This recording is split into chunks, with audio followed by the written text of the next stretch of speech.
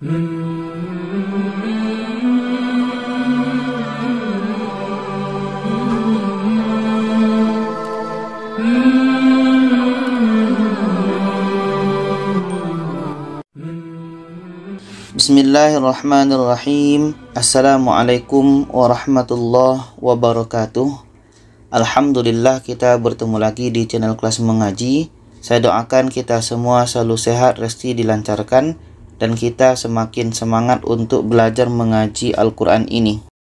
Baiklah, pada kali ini sesi kita yaitunya bacaan sulit dalam juz 23. Jadi sekarang kita terus saja yang nomor 1. Dalam surah Yasin ayat 52, di sini ada tanda saktah dan di sini ada juga tanda qala. Maksudnya di sini ada dua cara baca. Yang pertama, kita gunakan tanda qala ini. Kalau tanda qala ini kita gunakan bermakna kita bisa berhenti dan bisa mengambil nafas baru. Contohnya, qalu ya wailana man ba'athana min marqadina. Kita berhenti dan kita bisa mengambil nafas baru. Hadza ma wa'ada ar-Rahman. Itu cara yang pertama. Kita berhenti dengan menggunakan qala dan kita boleh mengambil nafas baru dan kita teruskan hadza. Dan cara yang kedua, kita gunakan tanda sin. Sin ini adalah saktah. Bermakna kita bisa berhenti di sini dalam lebih kurang 2 detik. Tapi berhentinya kita di sini bukan mengambil nafas baru. Kita masih menggunakan nafas tadi dan teruskan hadza. Contoh, qalu ya wailana man ba'athana min marqadina. 1, 2. Hadza ma wa'ada ar-Rahman. Jadi kalau kita gunakan saktah ini, tanda saktah, kita berhenti 2 detik, setelah itu teruskan. Ingat, kalau kita berhenti menggunakan saktah, tidak boleh menggunakan atau mengambil nafas baru. Mimma raqadina. 1, 2. Hadza. Jadi itu cara baca surah Yasin ayat 52. Kalau kita gunakan tanda qala, kita berhenti, setelah itu kita bisa mengambil nafas dan kita teruskan hadza. Sedangkan kalau kita gunakan tanda sin, kita bisa berhenti tapi tidak boleh mengambil nafas yang baru. Setelah itu teruskan hadza. Seterusnya dalam surah Yasin ayat 79, di sini ada 2 cara baca. Yang pertama kita baca dari sini, yang kedua kita baca dari ayat sebelumnya. Kita sambung dari ayat sebelumnya. Jadi cara yang pertama kita baca dari sini. Di sini ada alif lam, alifnya tidak ada baris. Maka ketika alif lam, alifnya tidak ada baris, alifnya itu berbaris di atas. Kita baca, Alladzi ja'ala lakum. Alladzi ja'ala lakum. Sedangkan cara yang kedua kita sambung dari ayat sebelumnya. Di sini ada tanwin bertemu dengan hamzah wasl. Ini hamzah wasl, alif di atasnya kepala huruf shad, ini hamzah wasl.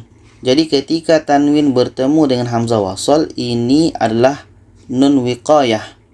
Dan cara baca nun wiqayah, tanwin ini kita buang barisnya 1, kita ganti dengan nun yang berbaris di bawah. Kita baca, wa huwa bikulli khalqin alimun alladzi ja'ala lakum. Alimun alladzi. Seterusnya, di sini dalam surah As-Saffat ayat 1 ada tanda mat bertemu dengan huruf yang ada tasydid. Maka ini mad lazim kilmi mutsaqqal. Cara bacanya, so ini kita panjangkan 6 harkat baru kita sambut dengan huruf yang ada tasydid. Kita baca, was-saffati saffa. was-saffati saffa. Dan pada ayat 6 kita bertemu lagi dengan tanwin bertemu dengan hamzah wasal. Alif di atasnya kepala huruf shad, ini hamzah wasal. Jadi ketika tanwin bertemu hamzah wasal, ini hukumnya nun wiqayah. Cara baca nun wiqayah, tanwin ini kita buang barisnya satu dan kita ganti dengan nun yang berbaris di bawah. Kita baca bizinatinil kawakib. Bizinatinil kawakib. Seterusnya dalam ayat 69 kita bertemu lagi dengan tanda mat bertemu dengan huruf yang ada tasydid.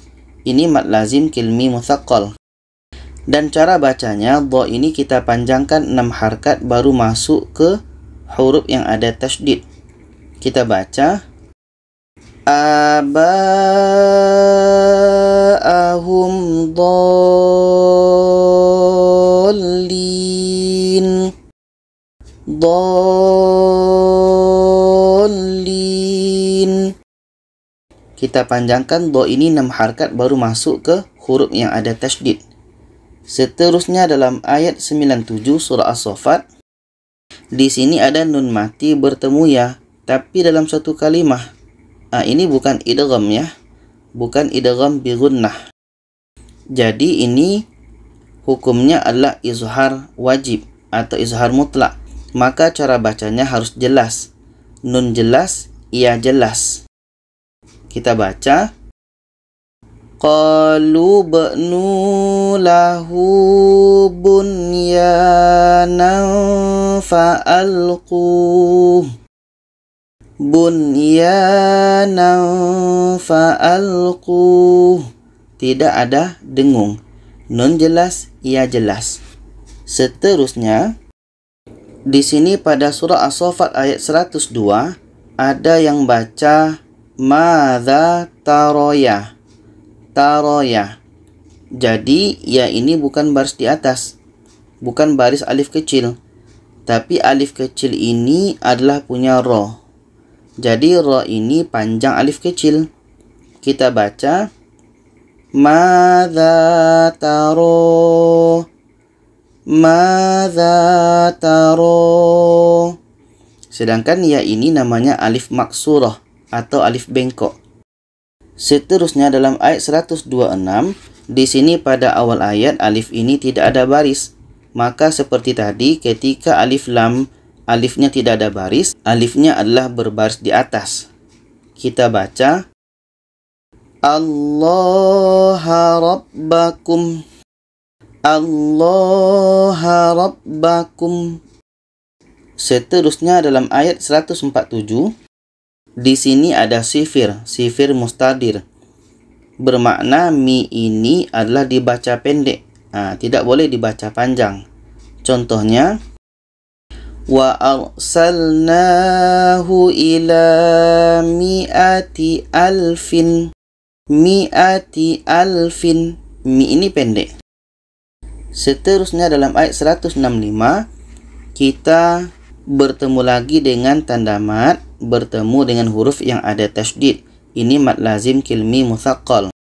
Cara bacanya, so ini kita panjangkan 6 harkat baru masuk ke huruf yang ada tasydid. Kita baca wa inna lanahnu saffun. Wa inna lanahnu saffun.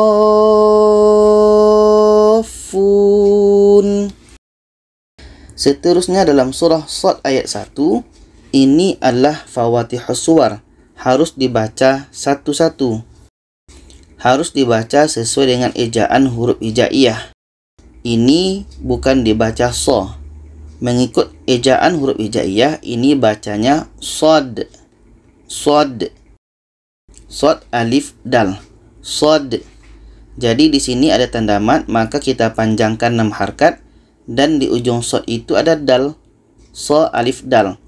Ada dal. Dal itu mati, maka dah mati hukumnya qalqalah, harus kita pantulkan. Kita baca Sod. Sod. Kita panjangkan 6 harakat baru kita baca qalqalahnya. Sod.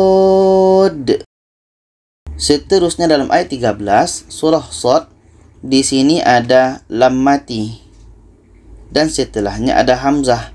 Ini ada yang baca seperti ka, dibaca wa ashabul kaikati. Ini bukan huruf K.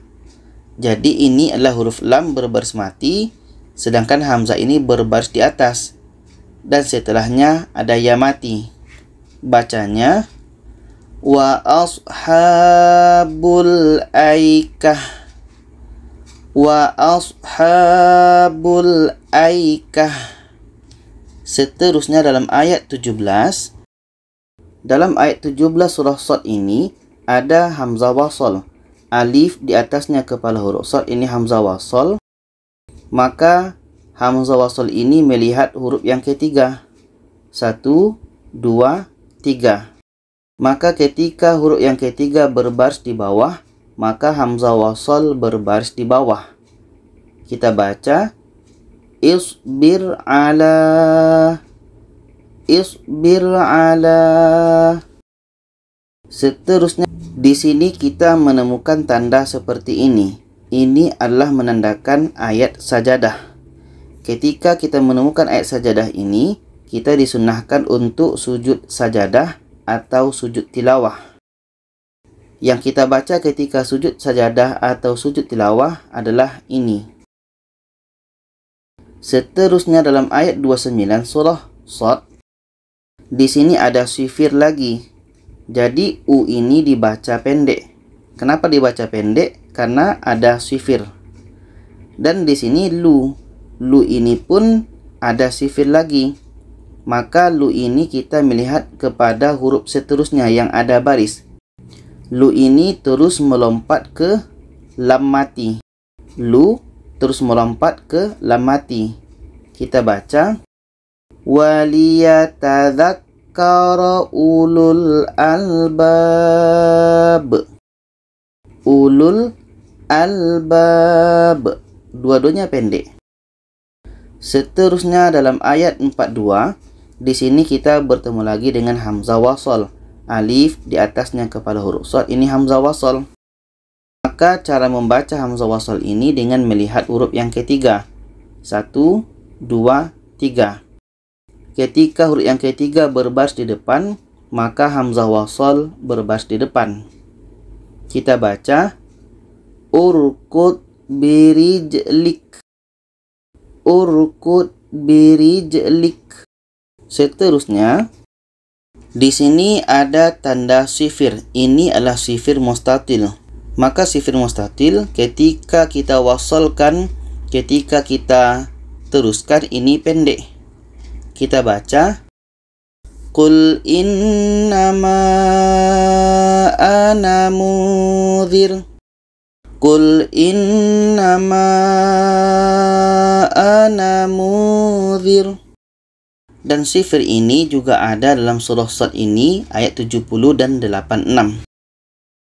Seterusnya dalam surah Az-Zumar ayat 5, di sini kita bertemu dengan tanwin atas pada akhir bacaan.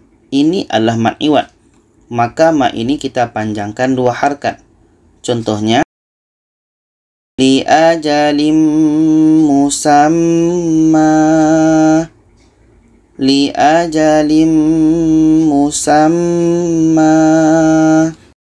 Jadi itulah bacaan sulit dalam juz 23. Semoga kita bisa memahaminya.